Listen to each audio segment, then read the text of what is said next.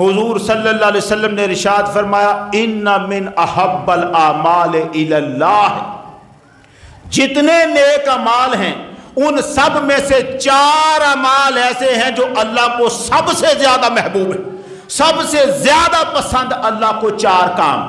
کون کون سے؟ ادخال السرور علی قلب المومن، پہلا کام یہ ہے کسی مسلمان کے دل میں خوشی داخل کرنا، یہ وہ کام ہے جو اللہ کو سب سے زیادہ پسند ہے، کسی مسلمان کے دل میں خوشی داخل کرنا، او ان یفرج عنہ ہما، یا کسی مسلمان کا کوئی دکھ دور کر دینا، کوئی غم اس کا دور کر دینا، یا او یقضی عنہ دینا، مسلمان قرضے میں مبتلا تھا، قرضہ ادا نہیں کر سکتا تھا، کوئی اپنی جیب سے اس کا قرضہ ادا کر دے، سارے اعمال سے بڑھ کر اللہ کو یہ پسند مال پسند یہ عمل ہے۔ او یطعمہ من جوع، چوتھا کام سرکار نے فرمایا کسی بھوکے کو کھانا کھلانا، اللہ کو سارے کاموں میں سب سے بڑھ کر یہ 4 کام ہے جو پسند ہے۔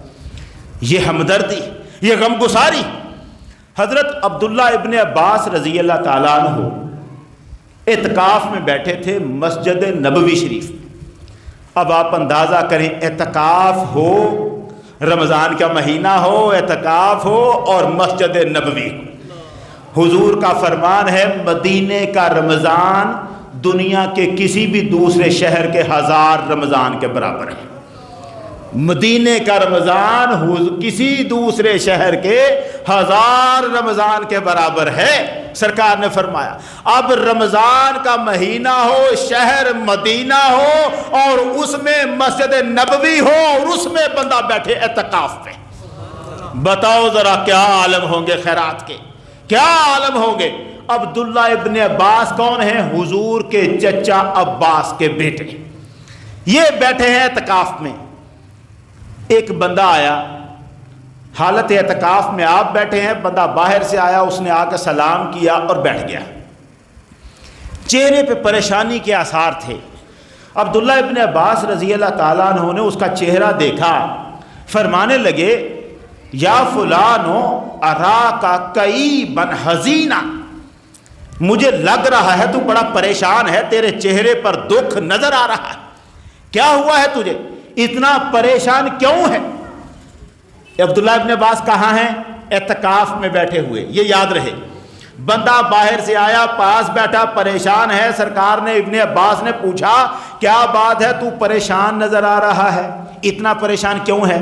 اس نے کہا یبنا ام رسول اللہ، اے رسول اللہ کے چچا کے بیٹے۔ حضرت عباس جو حضور کے محبوب چچا ہیں، ان کا بیٹا ہے عبداللہ ابن عباس۔ اور یہ عبداللہ ابن عباس اتنی بڑی شخصیت ہے، قرآن مجید کی تفسیر کل دنیا نے جتنی کی ہے، سید المفسرین یہ عبداللہ ابن عباس ہے، سردار ہے ساری امت کا تفسیر کے معاملے میں، تفسیر قرآن کے معاملے میں۔ یہ چھوٹی عمر کے تھے، بڑے بڑے بوڑھے وہ صحابہ بھی تھے جنہوں نے بدر کی جنگ لڑی ہوئی تھی۔ عمر فاروق رضی اللہ تعالیٰ عنہ کے دربار میں جگہ عمروں کے حساب سے، علموں کے حساب سے، مرتبوں کے حساب سے نشستوں کی الگ الگ نشستیں بنائی گئی تھی۔ ایک جگہ الگ تھی جہاں صرف بدر کے بوڑھے بیٹھا کرتے تھے۔ عمر فاروق نے اپنے دربار میں سب سے زیادہ مرتبہ ان کو دیا تھا جنہوں نے حضور کے ساتھ شامل ہو کر بدر کی جنگ لڑی تھی۔ یہ بدر کے لڑنے والے عمر فاروق کے دربار میں آپ کے پاس ہو کے بیٹھا کرتے تھے اور باقی سارے پیچھے۔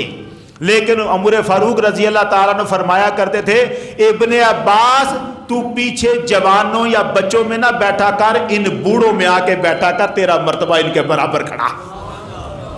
یہاں کھڑے ہو بیٹھا کرتے تھے، جوان کم عمر کے تھے مگر آ کے بیٹھتے تھے بدر کے لوگوں میں۔ عبداللہ ابن عباس یہ بیٹھے ہیں اعتکاف میں، یہ اس لیے بتایا کہ چھوٹا سا بندہ نہیں جو اعتکاف میں بیٹھا ہے۔ اب بتانے والے نے بتایا، اسے پوچھا کہ کیا بات ہے، تجھے پریشان دیکھ رہا ہوں۔ اس نے کہا جناب معاملہ یہ ہے، لفلان علی حق، فلانا بندہ جو ہے اس کے میں نے دینے تھے پیسے، اس نے جو وقت مجھے دیا ہوا تھا ادھار چکانے کے لیے وہ پورا ہو گیا۔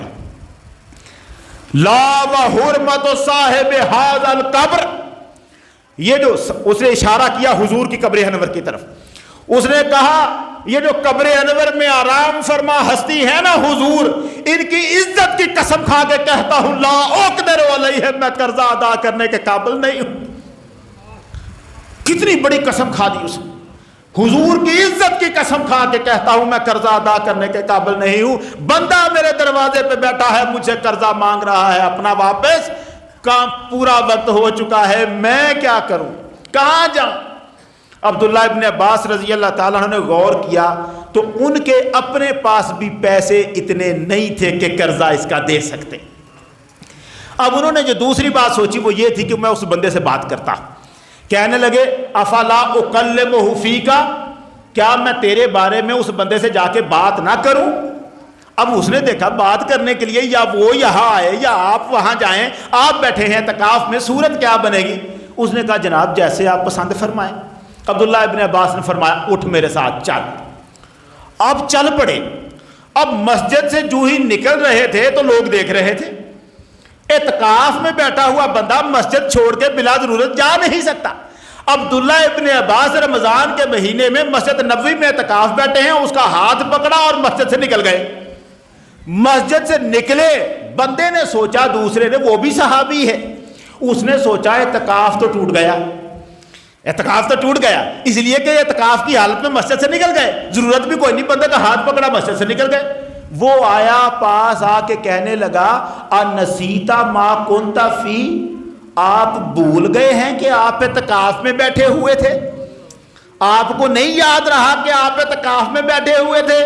ابن عباس رضی اللہ تعالیٰ نے فرمانے لگے میں بھولا نہیں ہوں، مجھے یاد ہے میں اعتکاف میں بیٹھا ہوں، مگر میں نے مصطفیٰ کریم سے ایک بات سنی تھی، حضور نے ارشاد فرمایا من مشا فی حاجت اخی ہے، اور جو کوئی شخص اپنے بھائی کی مدد کے لیے چلا وَبَلَغَ فِيهَا، اور اس کی حاجت پوری کرنے میں لگ گیا، كَانَ لَهُ خَيْرًا مِنْ 10 سِنِينَ اعتکافا، 10 سال کا اعتکاف بھی اس کے برابر نہیں ہو سکتا۔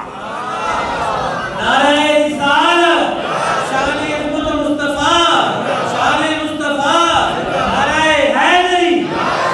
فرمایا 10 سال کے اعتکاف سے افضل ہے کسی مسلمان بھائی کی مدد کے لیے چل کے جانا، اور مجھے تو 10 دن کے اعتکاف کی بات سنا رہا ہے، میں 10 سال کا چھوڑ دوں؟ 10 سال کے اعتکاف کا ثواب مجھے ملے گا اگر میں اس بندے کے کام آ گیا۔